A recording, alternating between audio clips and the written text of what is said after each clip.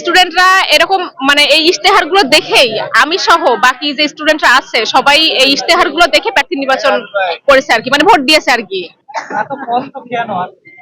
এত কষ্ট আসলে যকসু প্রথমবার 38 বছর পর যকসু নির্বাচন হচ্ছে, এর আগে যকসু নির্বাচন হয়নি, আর এর আগে আমাদের ভোট দেওয়ার সুযোগও হয়নি।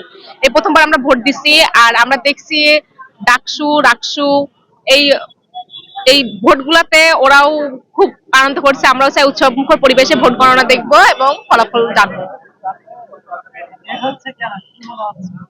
আমরা এই ফেসবুকে দেখলাম যে একটা গ্রুপে দিছে আর কি, আমাদের জবিয়ান পেজ, আমাদের ভার্সিটি স্টুডেন্টরাই চালায়, ওখানে দিছে যে জিওগ্রাফি ডিপার্টমেন্টে ভোট গণনা শুরু হওয়ার পরে মানে ডিপার্টমেন্টের ব্যালট বক্সে গণনা হওয়ার পরে নাকি একটু হেরফের হয়েছে আর কি, এজন্য আর কি লেট করছে, যে আসলে আর কয়েকবার চেক করার পরে হয়তো বা ম্যানুয়ালি গণনা করবে, মানে সিদ্ধান্তহীনতার কারণে আমার মনে হয় লেট হচ্ছে। আমাদের জগন্নাথ ইউনিভার্সিটির মেন সমস্যা হচ্ছে আবাসন সমস্যা। এখন প্রত্যেকটা প্যানেলেরই ইশতেহার ছিল আবাসন সমস্যা সমাধান করবে। তো স্টুডেন্টরা এরকম মানে এই ইশতেহারগুলো দেখেই আমি সহ বাকি যে স্টুডেন্টরা আছে সবাই এই ইশতেহারগুলো দেখে প্রার্থী নির্বাচন করেছে আর কি, মানে ভোট দিয়েছে আর কি।